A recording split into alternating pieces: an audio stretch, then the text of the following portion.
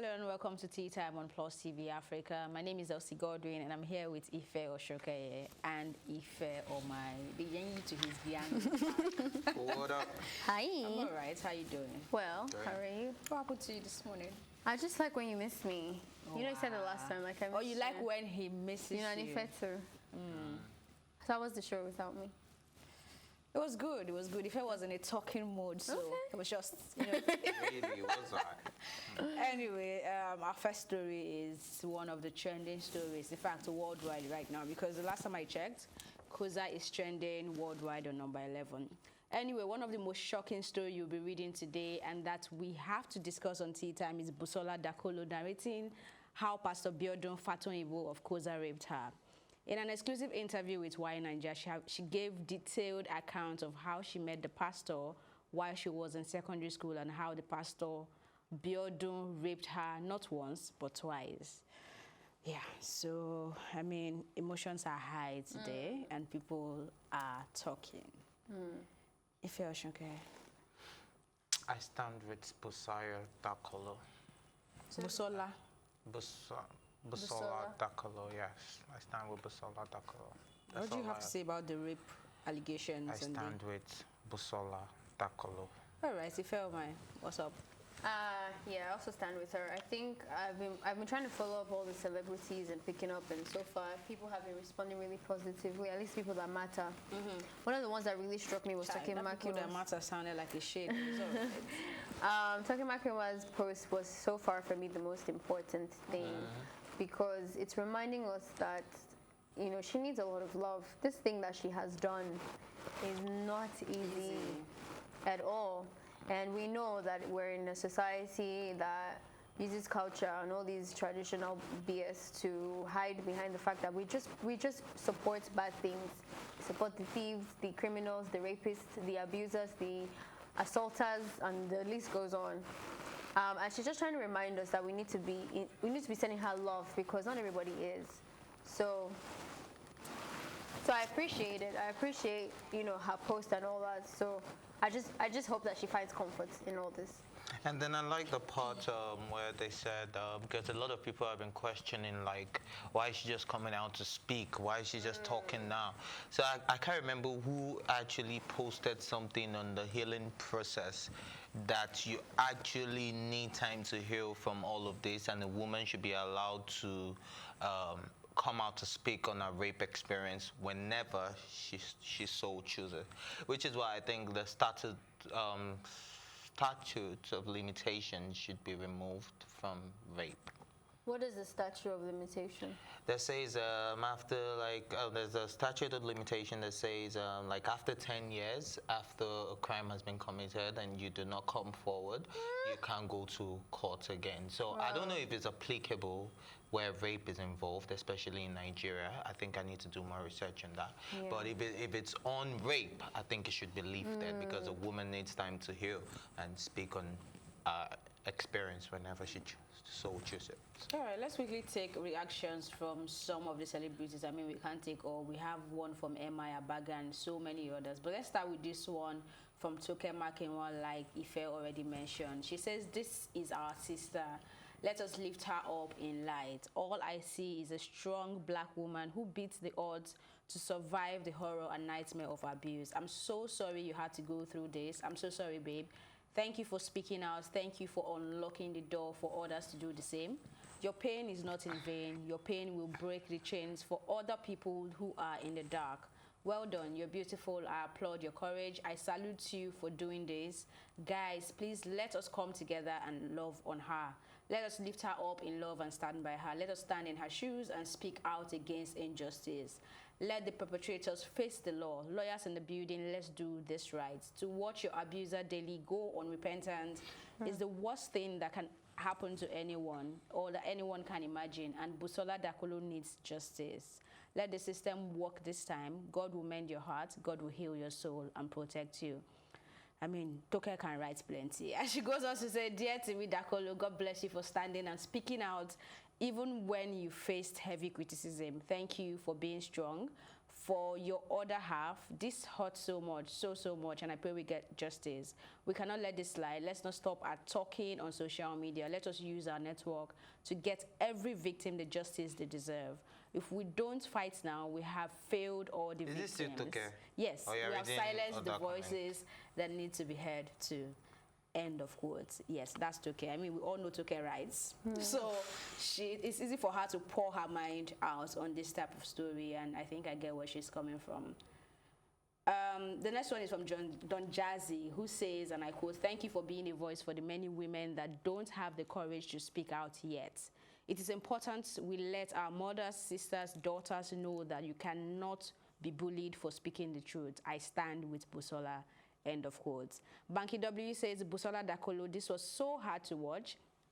I'm so sorry you went through this nightmare, but I'm so proud of you for sharing your truth. You didn't speak up for yourself alone, but for all the voiceless victims who have suffered similar horrors at the hands of predators like him. Sending love and light and support your way. We're standing by you, Auntie Dakolo. God bless, protect, and strengthen you. Stay strong. You are incredible." End of quotes. The next one is from Waje, who says, "Queen, soldier, courage, Busola Dakolo. I thank you for speaking your truth in a world where the moral compass of the masses has gradually shifted to an almost anything goes position. Some comments make me feel like hiding in shame for what we have become, but as Bolanle said, we are not sure who Bolanle is, if this Sunday you all go back to that church without demanding that your pastor faces the law, then you are an accomplice. This isn't Christianity." Bolanle is the guy who spoke up and said he's a member and he's woken up to a lot of missed calls. So Bolanle, that's Aka. That's Aka, right? Yeah, that's Aka okay. Nani. Okay, because I thought because of it was quite related to what he said. And the next one is from Simi. "Furious, see how shaken she's relieving it. I pray sharing this truth relieves you of this burden, Busola Dakolo.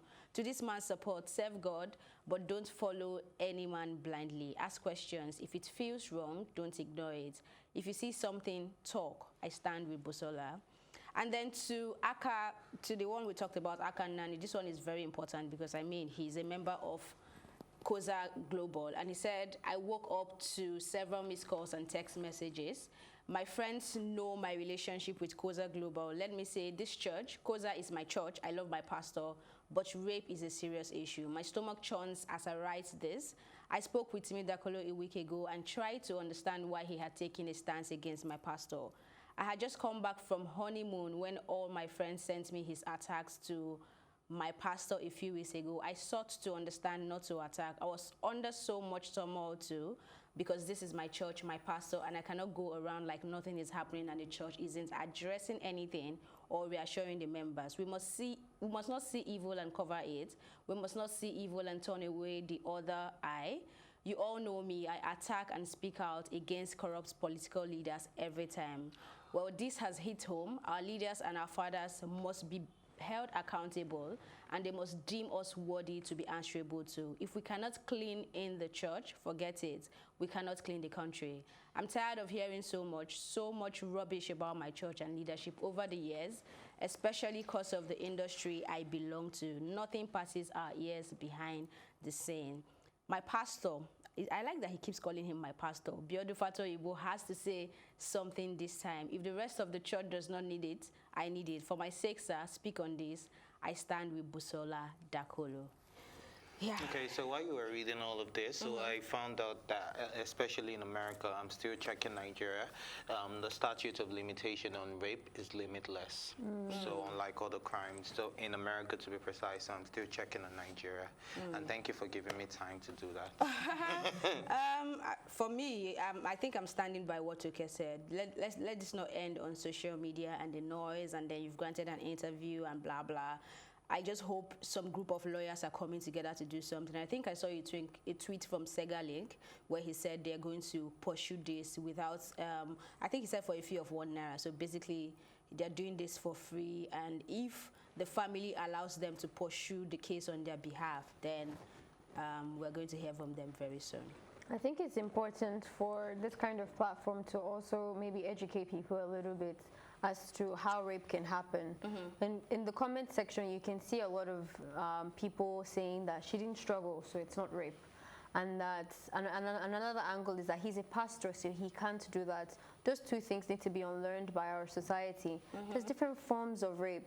Most of the rape that happens to women are from personal people. I can start and say no, and then if you continue, you have raped me. Technically, whatever term you want to call it, it's still rape. You have to make sure that, and it goes both ways, not just for a woman, for a man. You have to make sure that both parties, all the way. I've been raped too.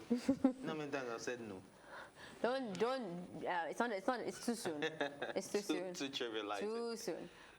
But it's important to know that throughout the process, it has to be consensual all through. And you have to remember that there's something called power trip. When your boss calls your receptionist to come to the house, or less, I will take your job from you, and I know how much your job means to you, and I come willingly, it's still rape. So people need to start educating themselves and understand that there's different kinds of rape. You don't have to necessarily tear her clothes and be violent about it before you raped her. That's one. Secondly, because somebody is a man of God or a pastor and has blessed your life, does not mean that he can't be a rapist or a murderer or an abuser. Like, a human being can do a lot of things. We're not that simple. We're not just bad or good. We could do good things and still do horrible things. But when we've done, wasn't born a pastor, so. Thank you. So when you've done that, it doesn't matter how much good you've done, especially if it's a crime. This isn't just gossiping about somebody. This is like an actual crime. She's not the first person. And she's not the first person. You need to be able to pay for that. And people coming out and saying now that, because you've only read the good stuff, but there's a lot of other celebrities, especially church members, that are supporting. But we'd rather not give attention to those people. You know, right but now, it's also important to understand that it's not the time. And we need to start having a culture of how we respond to rape. The first thing cannot be, but she liked it. I don't think this man is lying. You have to have empathy when you're texting things and understand the gravity of people's pain before you just open your mouth and talk. Why didn't you see courage? And this woman has been married, has moved on, and she's still bringing this pain out, reliving it for us. So, I don't know. I just feel like we need to talk a lot more about that because she's not going to be the last person, unfortunately. As we're talking, somebody's being raped. So, finding that culture of how we handle rape is too crucial. Okay. All right, I think we need to go on a quick break. When we come back, we'll carry on to more stories. We'll be right back.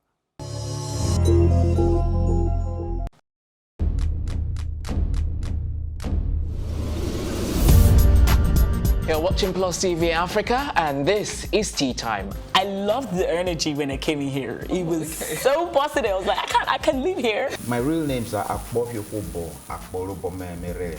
I think my father is a comedian because most times when he calls me, he's like, yo, make sure you use condom, you know, them girls out there. So are you telling me I should have shot my shots? Ife, you have a younger brother.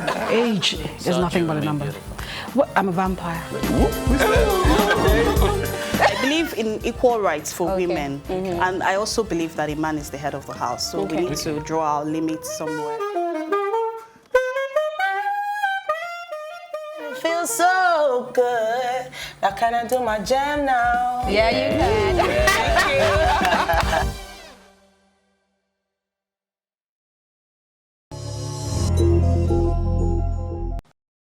Welcome back. This is Tea Time on Plus TV Africa. Up next for conversation, PMON Rights Nigeria High Commission in UK over attack on Ruggedman. The umbrella body of musicians in Nigeria, also known as the Performing Musicians Association of Nigeria, has written to the Nigeria High Commission in the United Kingdom over Ruggedman's attack a few weeks ago, requesting that a detailed investigation be carried out on the attack on Ruggedman while on a visit to the United Kingdom. If you're please, can you? No, actually, I think the both of you have to talk about this thing because I remember the last time we were talking about it, you were acting like some FBI people under coverage and you knew something that we didn't know. So this is your chance to talk about it. I want to. Maybe we're not talking about it because we don't really know what is going on. It's difficult to grasp the magnitude of the attack. I'm so sorry for taking us back, but I just wanted to put it out there for people that do not know, because you raised very valid points when we're talking about rape and saying that not just a woman, it could also happen to a man. So I'm just going to read it. Under the Criminal Code of Nigeria, rape is defined as having unlawful carnal knowledge of a woman or girl without her consent, or with a consent if the consent is obtained by force or by means of threats or intimidation and so on and so forth. But I didn't see a man or boy in this, and I think that should be adjusted and passed into so bill, many things should be adjusted in our law. Yeah, I mean, I it's said one that of off like so many. If we want to go into it, we won't live here now. Like, this is one of the things I've talked about. Like, we keep trying to protect the girl child, do so much for women, and then you're neglecting the boy child. You're neglecting. Maybe I'm pulling out statistics from thin air right now, but I can say 80% of young men who lost their virginity lost it to an older somebody or an older person in the house. And they can't talk about it. They feel like, oh, I became a man. They don't even understand the gravity of what they've gone through. And all this is why they behave how they behave sometimes. You know, let's not just get into that part right now at all. It would be unfair if it would be important unfair for them to revisit, especially for feminists. And it's equality on both ends. That's what we're screaming for. And if women get equality and men don't, then the job of a feminist isn't over either. So someone needs to do something about the constitution. In fact, yeah, let's just say this country is sleeping and someone needs to wake us up, because we're still stuck in the medieval times. It's not functioning, it's not working. Our citizens are getting harmed on a daily basis, and something needs to happen. All right, so back to, sorry back for taking us back. Ruggedman and PMAN. Yeah, so you were talking about we acting like with some FBI and all of that. Yeah, I'm glad they're actually requesting for this, because knowing the system over there, by now I think we should have some form of information. I don't think they even required to write them before we would get the information that, oh, we've apprehended the people, the perpetrators and all of that.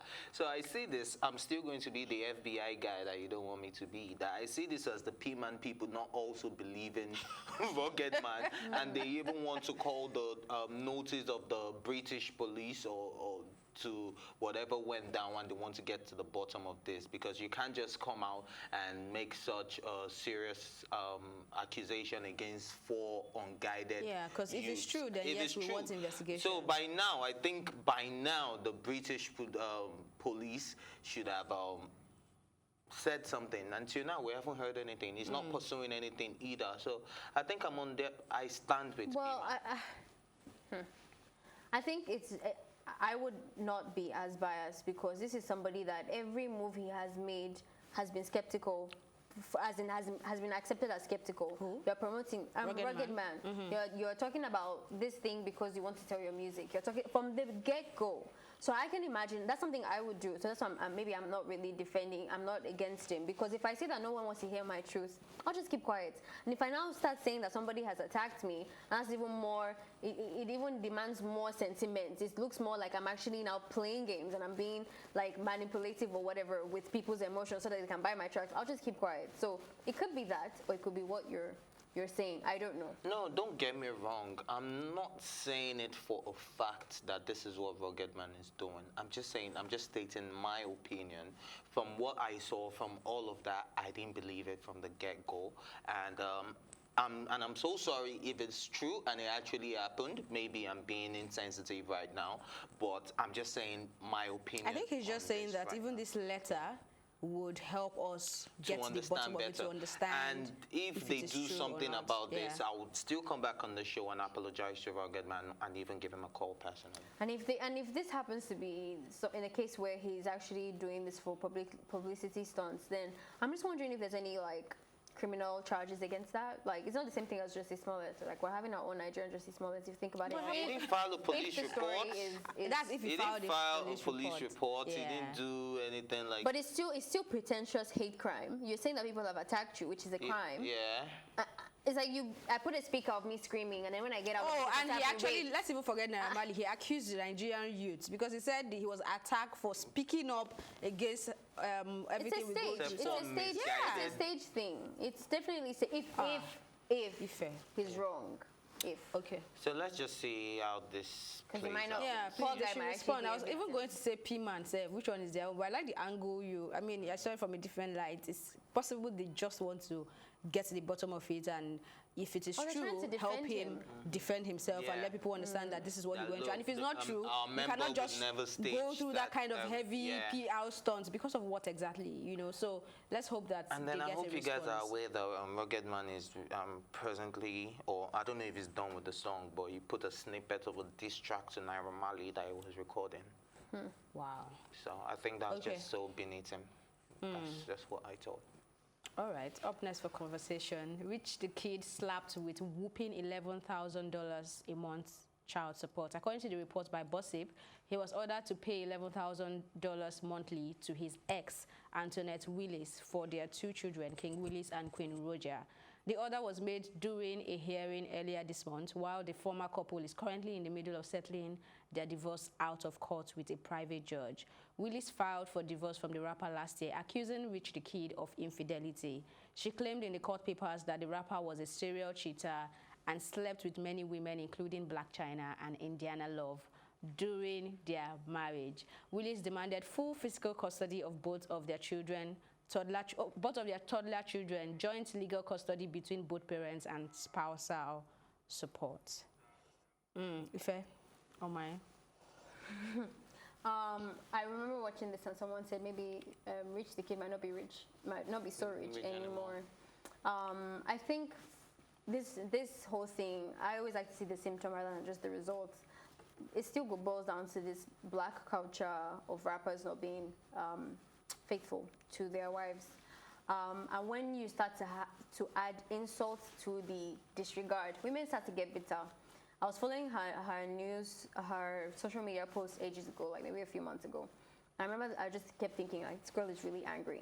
I'm sure that all the charges that's been laid in front of him now could have been done a bit better. It could have been lighter, but you kept disregarding and ignoring her existence. So this is what you get. And it's not like as if he's getting a wrong crime. He's the father of those kids. He has the money to pay for it. He's divorcing her. He needs to settle all those things. So it's just him getting served what he deserves. Yeah, I totally agree with what she said. No, nothing to add, nothing to subtract. She pays child support. Okay, all right. I don't know how his child support thing works. I don't know how it is calculated, but $11,000. It's a lot every month.